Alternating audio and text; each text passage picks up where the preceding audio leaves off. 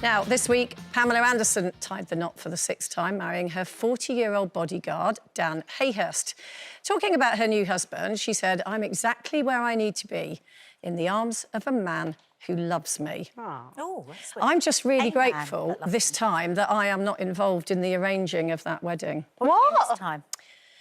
So years ago, remember when she married Tommy Lee on a beach in a bikini, right? So she was coming over to London and I was assigned to interview her. She'd done a big, what we call in newspapers, a buy-up, to do like a big exclusive interview. And she said, "Oh, while I'm over there, I want to get married again properly, because I got married on a beach, and so I want to get married in Scotland. I want a marching band. Scotland. I want bagpipes. I want snow." So I'm literally, it was just before Christmas, I'm literally on the phone and I'm ringing up the Scottish Met Office or whatever going, "Are you expecting snow?" "No." "Oh, OK, booking snow machines." Wait, I found so like the only bagpiper that would work on Christmas She Eve. expected you to plan it? I planned this whole thing where we were going to do this whole big thing for the newspaper of her. God. Yeah, and then her and Tommy arrived in like this kind of blaze of gorgeousness and madness. And I spent the week with them, and then they just went, "Oh, no, we don't want to do that anymore." Oh, you're joking. Had you ordered the food? No. Oh, no, we weren't doing food or anything like that. It was just for photos. Oh, I see. Oh, like a shoot, like a wedding shoot. I thought you were organising an entire wedding, like sending the invites out. I was thinking, felt like that. Well, actually, Jane, what I would like for my wedding is... But she could have married Joe. What? Oh, yeah. Do you know what? It's so funny. When we were talking about Pamela Anderson this morning, this is something that Joe never lets me forget. Once, he was asked to do a TV programme where he went to live with Pamela Anderson. Really? And Pamela came to live with him. What? There's Joe and Pam. He went to LA to Malibu and lived with her for a week, and then she swapped over and lived with him in Islington. Oh, my God. Did he ever kiss her? Oh, blooming hope not, Nadia.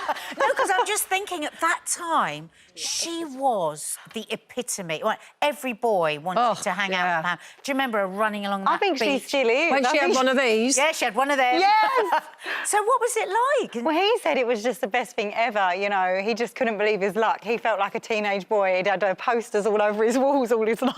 Did he sleep in a house? Yeah, no, I don't think he was allowed to sleep in a house, but he might have done, and I don't think she actually slept. Has he ever seen her house. since?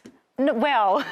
So he came to she came to his house here? Yeah, she came to Islington and we'd met his mum and all his family and everyone.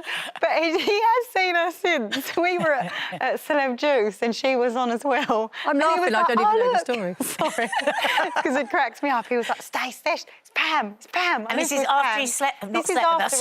He lived with her. Hello? Joe did not sleep with her, that was a slip.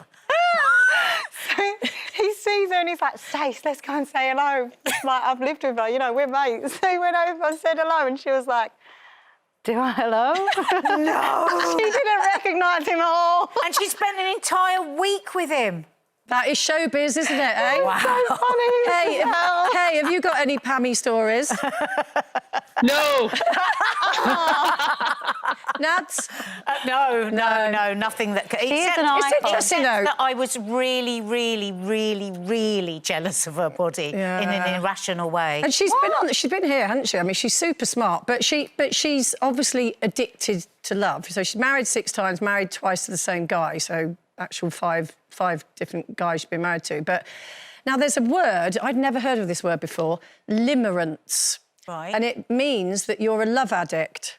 And signs are that you're always anxious your partner's going to leave you. You can't stop thinking about them to an obsessive degree. Your partner's the only thing that makes you feel good in life. Oh, it's like and you feel that your right? partner is the only thing worth living for. It's like a profound state of constant romantic infatuation. Have you ever had that? No. But I really love that first bit when you're just like, I mean, you know, Mark and I often, you know, take a trip down memory lanes. Oh, God, do you remember what it was like when we were just, like, ripping our clothes off and going to the pub and just doing whatever we wanted and lying in the road? We had a strange courtship, but it was just... But it was just... I just loved it, but I never loved, in any of the relationships I have, I've never loved the chase. So to be in those first throes of love, it's about both of us really being into each other. I wouldn't like that sort of, oh, does he like me? I'm not really sure. I'm almost opposite of that. I could happily skip past the initial courtship of any relationship and get straight into no more shaving. Let's slob out on the sofa. You like to go straight to the comfort zone. Do not pass go. What about you, Kaye? I just don't know why Nadia and Mark were lying in the road. That's my main thought on this. What's romantic about that? What? We just liked the danger of it. Obviously, don't try that at home. It was very, very silly and we regret it deeply. Oh, but I've just realised sometimes I hear things and I felt the same way as Kaye, but I just keep going with it because I think it must be something normal. And then Kaye says it out loud and I'm like, yep, that is not normal. What about you, Jane?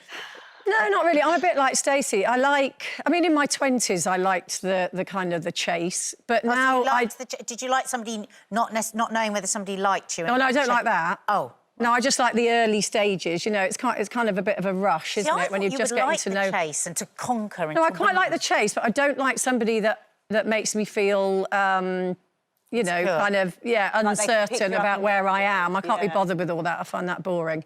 But you know, I mean, there are many things about long-term marriage that people might argue are a bit dull, but I like that. Yeah. I like the certainty. Have any of you watched Bridgerton? Yes. Yeah. Oh, my God, when gloves come off and things go flying and suddenly you're on the stairs. But that, to me, looks like hard work. Yeah. I'm doing that every day. Yeah. I'll be exhausted. Yeah, it's a bit exhausting, isn't it? Come